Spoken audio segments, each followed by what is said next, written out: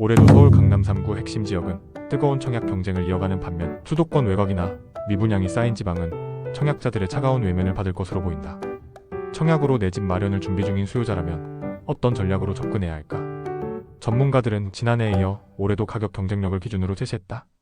상대적으로 분양가가 저렴하거나 확실한 개발 호재로 미래 가치 상승이 예상되는 단지 위주로 청약할 것을 추천했다. 지방은 미래 배우 수요가 풍부한 지역 위주로 신중히 청약할 것을 조언했다. 청약 통장을 쓰는 대신 정부 지원이 더해진 준공 후 미분양을 매수하는 것도 방법으로 꼽혔다. 비즈워치는 윤수민 NH농협은행 부동산 전문위원 백세롬, 부동산 아백 14 책임연구원 송승현 도시와 경제대표, 권일 부동산인 포리서치 팀장 등 부동산 전문가, 사인에게 2025년 주택 청약 전략 및 전망을 들어봤다. 전문가들은 올해는 서울 마이너스 지방뿐만 아니라 서울 미 수도권 내에서도 지역별 청약, 시장 온도차가 벌어질 거라고 내다봤다.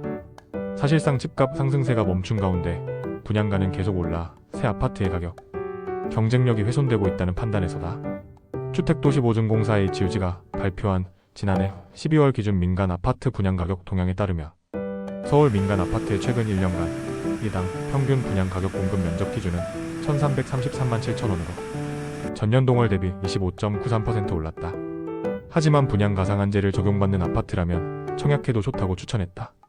윤수민 위원은 서울은 올해 분양 물량이 많지 않기 때문에 강남권 상한제 아파트는 묻지마 청약을 해도 된다며 다만 서울 외곽 지역은 마피 마이너스 프리미엄 단지도 있기 때문에 꼼꼼히 따져보고 청약해야 한다고 조언했다.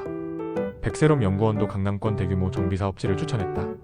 그는 올해 잠실르엘, 아크로드 서초 등 강남권 분양단지에 관심이 쏠릴 것이라며 지난해 당첨 가점이 크게 올랐기 때문에 최소 당첨 커트라인이 7,075점 이상으로 예상된다. 청약 가점이 높으면 청약해볼 만하다고 말했다. 권일 팀장 역시 올해도 서울 상한제 단지에 청약 쏠림 현상이 이어질 텐데 공사가 상당히 진행된 현장은 입주가 빠르기 때문에 자금 운영 계획을 잘 수립해야 한다며 나머지 지역은 서울이라도 분양가가 오르고 있기 때문에 선별해서 청약해야 한다고 제언했다. 경기 인천 등 수도권은 서울 접근성이 좋거나 교통 호재가 있는 지역 위주로 미래 가치를 꼼꼼히 따져보고 청약해야 한다고 입을 모았다. 올해 본청약을 받는 3기 신도시도 추천했다. 권 팀장은 경기도는 서울 접근성이 관건인데 너무 비싸면 굳이 청약할 필요 없다. 인천은 역세권이나 신도시 개념의 지역들 위주로 청약할 만하다고 분석했다. 송승현 대표는 GTX 개통이 예정된 용인, 의왕, 부천, 인덕원 등 주요 역세권 단지들은 광역교통망 개선 효과로 높은 청약 경쟁률이 예상된다며 지난해 인천 계양을 시작으로 왕숙, 하남 교산 등 3기 신도시 본청약이 진행되는데 실수요자들에게 안정적인 청약 기회가 될 것이라고 했다. 지방은 청약 지역에 미분양 물량이 얼마나 쌓였는지를 확인해야 한다는 제언이다.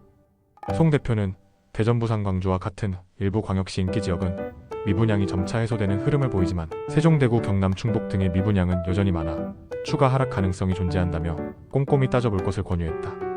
또 산업단지, 교통망 호재 등으로 인구 유입이 있는 지역 위주로 청약할 것을 조언했다. 그는 산업단지 및 기업 유치 계획이 있는 지역이나 교통망, 개선이 예정된 지역을 중심으로 선별적으로 접근해야 한다며 단순히 가격이 낮은 것보다는 실입주 및 실거주 수요가 뒷받침되는지 분석한 후 매수하는 것이 안전하다고 말했다. 백연구원 역시 지방은 PF 프로젝트 파이낸싱 리스크, 미분양 적체 등으로 지난해 이어 올해도 분양시장이 녹록지 않을 것이라며 청주, 테크노폴리스 등 일자리나 생활 인프라가 갖춰진 곳으로 전략적으로 접근할 필요가 있다고 했다. 윤 의원도 지방은 청주 테크노폴리스, 천안 성성지구 등 대규모 개발로 새롭게 도시가 형성되는 지역이나 학군지 재건축, 단지 위주로는 청약해볼 만하다고 말했다. 청약 통장을 쓰기보다는 세제 혜택을 받을 수 있는 미분양 주택을 매입하는 것도 내 집 마련 전략으로 꼽혔다. 권 팀장은 전주 일부 지역 등 청약 경쟁이 이루어지는 지역 외에는 굳이 통장을 안 쓰고 청약 결과를 보고 움직여도 된다고 조언했다.